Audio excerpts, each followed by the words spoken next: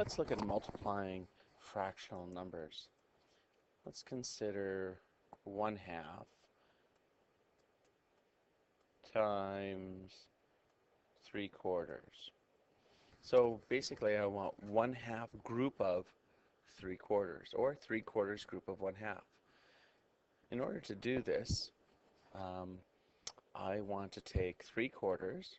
So if I took a look at a diagram and I said I have 3/4, 1, 2, 3 out of 4, and what I'd like to do is I'd like half of that. So if I take half of that, what I'm really taking is this. I'm taking this here, this here, and this here. So I'm really taking 3 out of now what's 8 pieces. So in order to get this using arithmetic, we can simply multiply 1 times 3 is 3, and 2 times 4 is 8. So 1/2 times 3/4 is 3/8. Well, what if I have negative 2/5 groups of 3/4? Well, in this case, we've got the negative sign, makes it a little more complicated. What we've learned, though, is that negative 2/5 could be written as negative 2 over 5, or it could be written as 2 over negative 5, or it could be written as negative 2 over 5 with a negative in the middle.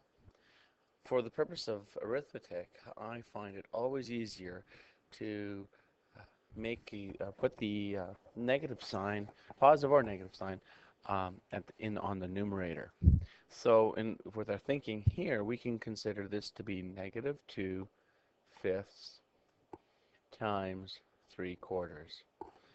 Again, negative 2 groups of 3 is negative 6. And 5 groups of 4 is 20. We can simplify this by dividing by 2, and another name for negative 6/20 a simpler name would be negative 3 over 10.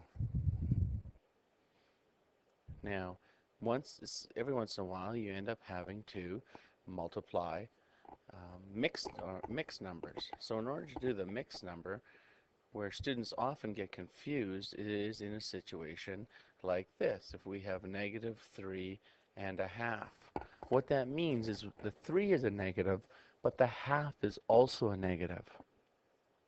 So if we have negative 3/2 and we multiply that, let's say, by 4 and 2/5.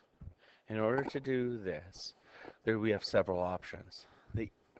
Probably the easiest way to do it is to change everything to a mixed number and then multiply. So that would look like this. This is code for 3 full boxes, each containing 2. So there's 6, 7. So this is negative 7/2. And keeping with putting the negative in the numerator helps me not get confused. And what I want to do is I want to times it by 4 boxes, each containing 5. So 4 groups of 5 is 20 plus 2, 22/5.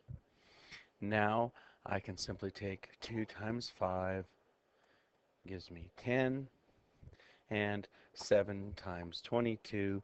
So 7 times 20 is 140. 7 times 2 is 14. So I get negative 154. And 10 goes into 154. We can say that that is negative 15 with 4 out of 10 remaining.